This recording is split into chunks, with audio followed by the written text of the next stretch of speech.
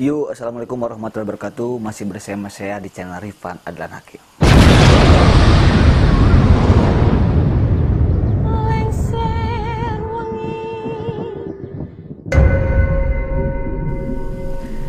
Baik, sampurasun semuanya. Apa kabar? Wilujeng malam Jumat. Pada malam Jumat kali ini saya akan mengisahkan yang dikirim oleh seorang perempuan yang bernama Santi. Tahun lalu dia pernah hampir kecelakaan di jembatan Kuning Kamojang. Tapi sebelum saya mengisahkan kisahnya Santi, bagi teman-teman yang belum subscribe channel saya, silakan kalian subscribe channel saya karena subscribe itu gratis. Dan jangan lupa aktifkan lonceng notifikasinya biar kamu jadi orang yang pertama yang menonton video saya selanjutnya. Jangan lupa di like, share, dan di komen kepada teman-teman kamu biar teman-teman kamu juga tahu apa yang kamu tahu. Oke. Ini adalah kisah dari Santi dan keluarga yang dikirim ke email saya. Suatu ketika dia habis liburan dari tempat wisata pemandian air panas daerah Garut, Kawah Derajat ya, di Kawah Derajat. Nah, tapi saya gak akan menyebutkan lokasi tempat wisatanya apa gitu, pokoknya di daerah Derajat aja. Pulangnya karena takutnya macet di Lingkar Nagreg, sehingga keluarganya itu dia belok ke arah Kamojang. Jadi dari Garut ke Samarang langsung terus tit mapai gunung ya, jadi melihat pemandangan juga, sehingga barulah sampai di halte sebelum mau masuk ke area jalan Jembatan Kuning. Di sana ada tulisan, dinginkan dulu remnya sekarang. Dia, keluarga Santi, sambil break, sambil ngopi-ngopi, ada warung juga. Dia sambil jalan-jalan juga, berfotoria dulu di hutan pinus. Dan bapaknya Santi itu yakin banget bahwa remnya itu gak kenapa-napa. Insya Allah yakin banget. Ya gak tahu kan. Nah, oke, singkat cerita, mereka melanjutkan dan melaju kembali, terus mulailah masuk ke area yang sudah dibeton ya. Terus jalannya di sana kan gunakan gigi satu. Terus banyak sekali rambu-rambu lalu lintas di sana. Hati-hati, jangan menyalip, gunakan gigi satu. Periksa rem Anda, terus aja banyak sekali rambu-rambu. Ngeong, set. Dan terlihatlah Jembatan Kuning. Entah kenapa. Nah, Santi itu emang sambil merekam ya, Entah kenapa mobilnya itu susah direm. Ceritanya remnya belum. Tiba-tiba kan panik. Yang panik bukan hanya bapaknya Santi, sekeluarga panik. Astagfirullahaladzim, Allahu Akbar, ini kenapa? Untungnya waktu itu gak ramai. Lalu ada motor, akhirnya keluarga Santi langsung menabrakan aja ke tebing yang bukan tebing sih, ke tanah. Di samping kan ada tanah juga, langsung dibelokkan aja. Jelik, cuman bannya aja yang turun brug. Yang daripada nabrak orang, lebih baik dinabrakin saja, kan seperti itu. Santi pun kaget. Astagfirullah, ini ayah, kenapa ayah? Orang-orang juga pada panik, tiba-tiba mobilnya juga, orang-orang juga kan langsung menolong ya, ini kenapa Pak, baik-baik saja. Sebenarnya alhamdulillah pada baik-baik saja, karena keluarga juga emang di depannya juga pakai sabuk pengaman juga, pokoknya alhamdulillah gak ada korban jiwa. Oke, perlu kalian ketahui bahwa Jembatan Kuning itu terletak di wilayah Desa Laksana, Kecamatan Ibun, Kabupaten Bandung. Itu jembatan ya, dari ujung ini, bukan ujung sih, kayak yang dari gunung ke gunung ini. Jadi bawahnya itu kayak aliran sungai, tapi gak ada. Kalau hujan deras pasti akan ada aliran sungai. Nah, itu sepanjang kurang lebih 100 meter. Nah, biasanya Jembatan Kuning itu selalu dijadikan tempat wisata atau menjadi objek wisata, baik oleh masyarakat sekitar maupun oleh orang-orang di luar sana. karena rame banget loh jembatan kuning, keren. Apalagi ketika mau menjelang senja, orang-orang berfotoria di sana gitu ya. Apalagi yang ada yang ngedate, ada yang cuman sekedar ngopi-ngopi. Pokoknya wah, keren banget. Oke, alhamdulillah keluarga Santi ya lagi break dulu, disuruh break dulu, orang-orang kan jadi kaget, semua jadi kaget. Padahal kan ketika melaju tiba-tiba direm, rem itu berfungsi kembali. Tapi kenapa ketika pas tadi barusan sebelum mau ke jembatan kuning kan belok kiri, langsung ada jembatan kuningnya, ada jembatannya gitu. Ketika mau belok kiri kenapa harus long remnya, sehingga keluarga Santi langsung menabrakkan diri aja. Tapi alhamdulillah nggak ada korban jiwa. Dibantu lagi oleh orang-orang yang ada di sana, langsung diangkat, langsung maju lagi, tiba-tiba remnya berfungsi kembali. Oke, entah kenapa, apakah ini ulah siapa, apakah ada sesuatu yang ganjil, Allahu a'lam. Lalu kan setelah jembatan kuning kan, ke jembatan kuning langsung naik langsung belok. Di sana kan ada juga turunan yang curam juga. Di sana remnya berfungsi. Terus apalagi ketika ada yang mau melewati, ada yang ke makam ya, jalan yang di samping kiri itu makam, berfungsi kembali. Sampai akhirnya sampai di Ibun. Bahkan sampailah ke rumah masing-masing dalam keadaan selamat. Bukan rumah masing-masing sih. Mengapa masing-masing? Barusan saya ngomong karena di sana juga ada bibinya. Jadi bibinya pulang ke rumah bibinya. Ini keluarga Santi pulang ke rumah keluarga Santi.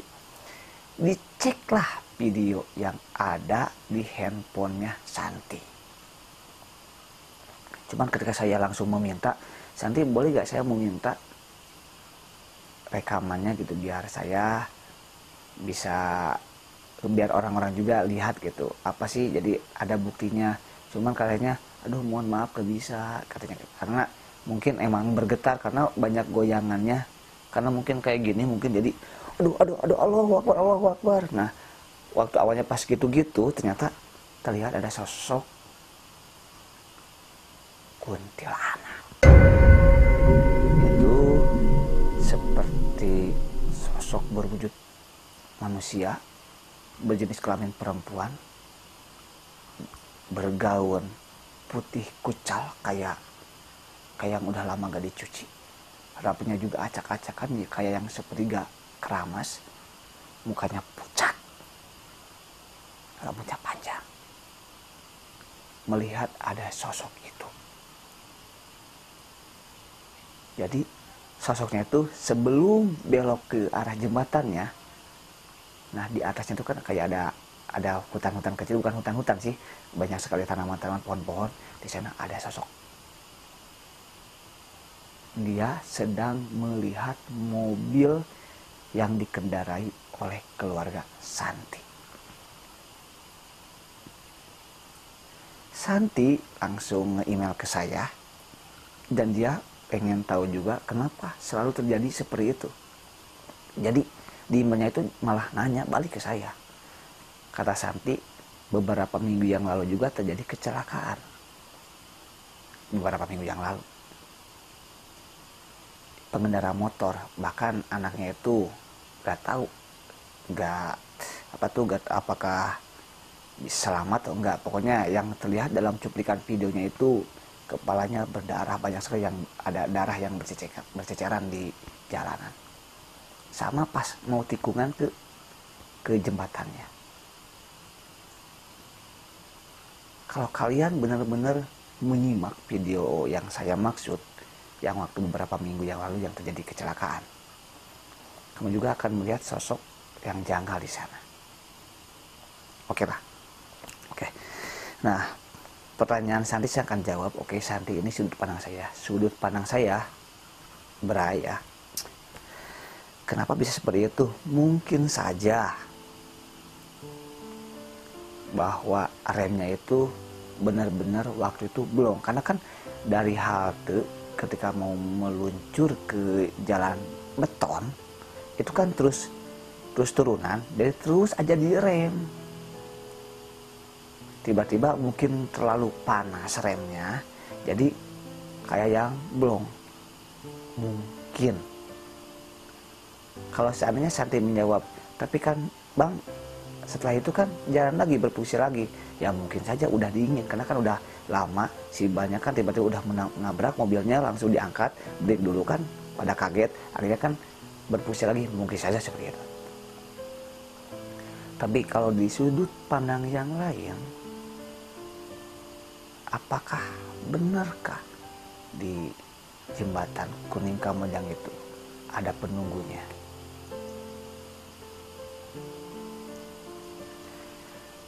Saya belum tahu pasti tentang seperti itu. Karena setiap saya lewat ke sana ketika mau syuting ya, ke arah Garut, pasti biar dekat kan lewat Kamojang ya. Meskipun malam-malam juga, kadang-kadang saya suka tidur, suka gak fokus gitu. Maksudnya gak fokus melihat, bener gak sih di sini ada sosok hantu yang seperti ini, bener gak sih ada jin yang seperti ini. Saya agak seperti itu, karena saya selalu positive thinking saja gitu kalau kemana-mana juga. Tapi ketika ditanya oleh Santi, apakah benarkah di jembatan Kuning itu ada penunggunya, mungkin saya akan menganalogikan seperti ini ya. Oke guys, mungkin di suatu tempat juga ya, pasti ada penunggunya. Kamu datang ke rumah ini pasti ada penunggunya. Saya datang ke rumah itu pasti ada penunggunya, kecuali kalau rumah yang kosong ya. Nah mungkin saja di dunia dimensi yang lain juga mungkin saja seperti itu. Bahkan iya, mungkin saya bukan berkata lagi mungkin, bisa saja iya.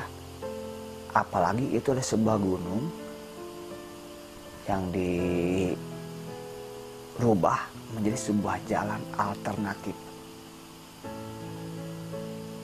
Mungkin nggak ketika rumah seorang yang sudah nyaman tiba-tiba dibongkar untuk dijadikan akses untuk kepentingan masyarakat, mungkin nggak penunggunya itu akan marah? Mungkin saja. Tapi Allahu a'lam. Saya kan udah bilang belum tahu pasti tentang hal ini. Ada jin apa, penunggunya seperti apa, Allahu a'lam. Nah, buat kalian semuanya yang nonton video ini, buat kalian dimanapun kalian berada, kemanapun kalian pergi, saya akan nitip pesan buat kalian semuanya. Tolong jaga etika. Meskipun di tempat itu gak ada siapa-siapa, gak ada manusia, mungkin kosong itu menurut sudut pandang kamu, tapi kan di dimensi lain kan mungkin itu adalah tempat lokasi makhluk yang lain mungkin. Jadi terapkan etika yang baik ya. Mungkin itu saja. Insya Allah malam Jumat depan saya akan langsung ya ke lokasi jembatan Kuning, tapi gak sendirian gitu. Bagi teman-teman yang mau ikut uji nyali bersama saya bareng-bareng, kalian jangan suka-suka, bisa hubungi ke alamat email bawah ini.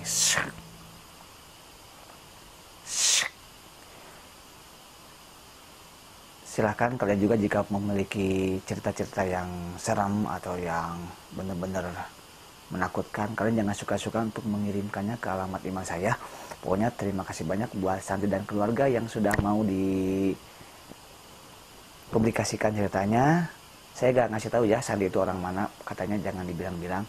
Terima kasih. Yang mau merekomendasikan suatu tempat juga silakan, gak usah sungkan-sungkan, hubungi saja saya. Terima kasih, jaga kesehatan selalu. Wabillahi taufiq wal hidayah. Wassalamualaikum warahmatullahi wabarakatuh.